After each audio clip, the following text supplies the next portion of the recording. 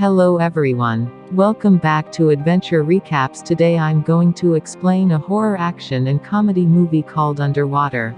At a deep-sea workstation 10,000 meters below, the divers caught a strange creature. Curious, the woman picked it up with a stick. The monster resembles an alien creature with 12 tentacles, each with sharp barbs. Just as the group was considering what name to give it, the base suddenly lost power. They turned on the flashlight, the cabin shaking violently. A huge tentacle kept slapping the cabin. The Cthulhu beast in the deep sea had launched a deadly attack on them. No one knew if they could survive this accident. They are a group of researchers employed by the Skyworks group stationed in the Marianas Trench to help extract oil. Half an hour ago, Nora got up to wash up. She suddenly stumbled and the base shook slightly. Immediately afterwards, a drop of water fell between her fingers and a violent explosion ensued. Nora ran frantically down the hallway, shouting as she ran, trying to wake up her sleeping teammates, but it happened so suddenly that by the time she ran into the safety hatch, only John had followed her in. When they tried to close the hatch, there were survivors at the end of the corridor running hard with the seawater pouring in behind them and 1,000 times the atmospheric pressure. Nora hesitated and pressed the button to close the door, and the instantaneous pressure difference triggered an explosion that sent both of them flying. When they woke up, the intelligent voice was broadcasting that the base structure was damaged and would soon collapse. The communication system is damaged. They cannot contact the ground. Nora decided to go to the escape pod. All the way out, rocks almost blocked the passage because the vibration just now is comparable to an 11th grade earthquake. Just then they hear a call, and it turns out to be their friend Paul, who miraculously survived being crushed under the rocks. Together they headed to the escape pod, crawling through the narrow passageway and passing by their dead teammate. When they finally reached the escape pod, they found that all the escape equipment was gone. Only one man sat in it, and that man was Captain. It turns out that Captain sent away the rest of the staff. Now the entire base of living people, in addition to the four Nora and Emily and Smith in the control room. Nora checked the situation of the base. The biggest problem is not the collapse that has occurred, rather the core cooling tower in the center is gradually heating up. Once the temperature reaches the threshold, it will explode. The only escape route was to put on a special diving suit, descend 12,000 meters to the bottom of the sea and hike to another base a kilometer away. But whether there is enough oxygen and whether the diving suit can withstand the enormous high pressure at the bottom of the sea, no one can guarantee. After everyone was fully dressed, they stepped into the lift with fear and trepidation, but when they entered the water they heard the sound of breaking glass. John's mask could not carry the pressure. After all, a crack appeared. What happened next was an extremely cruel picture: music, blood and water floating between the crowd, but everyone's eyes were drawn to the darkness before them because the unknown danger is always more frightening than death. 5 people descended to an elevator platform for a temporary rest, but here received a distress signal. Smith took his weapon and went out to check, only to see a bizarre scene. It turned out to be a strange deep-sea monster, and when it was found, it was gnawing on the bodies of the workers. Several people were excited to study the monster, but the light suddenly went out. Captain rushed to open the flashlight. The cabin around the sound of a loud crash. Captain shines his flashlight into the skylight overhead, and the scary unknown creatures make people's heads spin. Worse, the core cooling tower above suddenly exploded at this moment, and the powerful impact made them fall rapidly to the bottom of the sea. Everyone rushed to put on their masks to escape from the cabin around. The dust cannot identify the direction. The huge building wreckage kept falling down. The slightest mistake is the end of the world. Smith, in order to cover Emily himself by the falling wreckage, hit but fortunately the boulder with his shoulder. Smith is not seriously injured. The crowd carried him to the first staging area, only to find that Smith's oxygen filter was damaged, just almost suffocated to death. Paul also began to argue with Emily, saying that he had just seen a monster. Captain interrupts the two, calms everyone down, and then takes the cable car to the next staging area, but halfway there they are forced to stop. The passage ahead is broken and there is a large area of standing water, so they can only move forward on foot. The most petite Nora first to explore the way. The water is not deep. They can pass one by one. When it was Paul's turn at the end, the accident happened. Unknown sea creatures reappeared and attacked Paul, who was left alone. The others noticed the difference. Together with the force only barely pulled Paul out of the water, but the next second the monster suddenly forced Paul fell into the water uncontrollably. Then a blood mist bloomed. Paul was surprisingly strangled alive by the monster. The sudden scene of the four people scared out of their wits. Emily began to regret saying that they should not come to this place. Smith also completely discouraged, plus the deep diving suit damage. He intends to stay here, unwilling to drag the team behind, but Captain disagreed, helping him to simply repair the oxygen filter. The four people once again assisted towards the destination. The ocean is dark, fear surrounded the four. Nora can hear only their own heartbeat. Looking around the scattered ruins of the base, all four knew that this is the human deserved. Excessive desire crossed the bottom line of the ocean and they broke the geothermal layer, releasing the terrible alien creatures. A monster suddenly swept past Nora's eyes and all saw it clearly. They stand together in a group, turning off the searchlights and turning on the infrared, hoping to gain some sense of security, but the monster is a wandering ghost, constantly wandering around picking the right prey. Amelia turned back, found behind. Smith disappeared. It turns out he was attacked by the monster and dragged into the cave. Captain hastily climbed into rescue. So easy to drag out Smith, but the monster came again. Captain was instantly dragged away. Nora, connected to this end of the rope, was dragged in. Together the monster pulled the two in the sea floor. Scurrying, Nora hit a platform to temporarily slow down the body. Captain's anxious voice came from the headset, woke up the confused Nora because the monster is lying on the side eyeing the two. Until then they can see the monster's face. Sure enough, the monster attacked, biting on Nora's mask. Captain rushed to the rescue, frantically whacking the monster. The monster was hit by the pain of the monster directly away, pulling the two quickly climb. The sudden rise in altitude produced a sudden pressure difference and the deep diving suit kept alarming that if they continued up they would explode. Captain shouted at Nora, telling her to cut the rope and run for her life. Nora was reluctant and wanted to take Captain away with her, but reality didn't give them a chance. Captain's deep diving suit couldn't hold up and his mask cracked. He looked at Nora and tapped the button on his waist, untying the rope between him and Nora. By the time Nora woke up from the aftermath of the explosion, she had fallen to the bottom of the ocean, the entire dark space. She was the only one left, shouting Emily's name. When she turned around again she saw a tentacle, but it was only an octopus. But she was still scared and fell down. At the same time she also accidentally touched the fiber optic cable. Following the cable, Nora found an abandoned base. After entering it, Nora took a break to recuperate more, to adjust to the imminent collapse of the mind. After witnessing the death of her teammates, Nora didn't know where she was going to go, not to mention the monsters lurking in the shadows. She tries to contact her teammates on the radio and asks for help on the ground, but no response is forthcoming. In the midst of her internal struggle, Nora saw her new deep diving suit in the closet and her gaze became determined. She lifted the items on the table, spread out the map to determine the route, found a flare gun and re-entered the dangerous abyss. Along the way she talked to herself to cheer herself up. Finally she heard Emily's voice in her headset and a dragging trail appeared on the ground. She rushed to catch up with her, saw the long lost light. Nora excitedly rushed forward and Emily hugged together. The reunion through life and death gave the two women renewed motivation. Nora also learned that when she and Captain were dragged away by the monster, Emily had been carrying the unconscious Smith hard towards the destination. Nora kept talking and cheering for the resilient Emily. I do not know how long to walk. Finally reached the destination, but they walked into sea. Let a person's head numb. The road leading to the gate, floating countless monsters. They hovered neatly as if in hibernation. Nora and the two had no choice but to take the plunge into the monsters. They crept past, afraid to wake up the monsters, but the oxygen alarm of the deep diving suit went off untimely and a tentacle hit Nora's mask. She did not dare to move but urged Emily to take Smith away. Finally the tentacle let go of Nora. It seems to be a false alarm, but the next second the tentacles grabbed down again and the giant monster grabbed Nora and shoved it into its mouth. In a panic Nora pulled out a flare gun. A shot killed the monster. Nora managed to get out, but Nora escaped but found that the monsters had disappeared and were replaced by a huge black shadow overhead. She loaded her flare gun and fired a shot at it, and what appeared scared her to the point of weakness. It was a Cthulhu behemoth. Just one head was 100 meters long and the slightest wave of its tentacles could cause violent vibrations. Nora was shaken off her feet, unconscious. Emily found her in time, dragged her back to the base, successfully rescued. The three of them supported each other and ran towards the escape pod. They thought they could be saved, but one of the three escape pods was broken. Nora did not hesitate, forcing Emily and Smith into the escape pod and pressed the start button. Faced with the hope of survival, Nora chose to sacrifice. Watching her teammates leave, Nora crouched despondently in place, waiting to die, but the next second she was not calm because she found that the giant Cthulhu released a group of monsters swimming in the same direction, and their end is exactly the teammates' escape pod. If we don't stop the monsters, our teammates will definitely die. Nora silently walked towards the computer computer and press the self-destruct program for the core cooling zone with an explosion. Nora and the monsters died together, but the human desire is not the least bit engulfed by the flames in cold water. After Emily and Smith were rescued, Sky Group chose to hide the truth from the outside world. The blood sacrifice did not serve as a warning then. The appearance of Cthulhu could not dispel the interests of the people. So is it really the monsters that are scary? I think what monsters are not as scary as the human heart.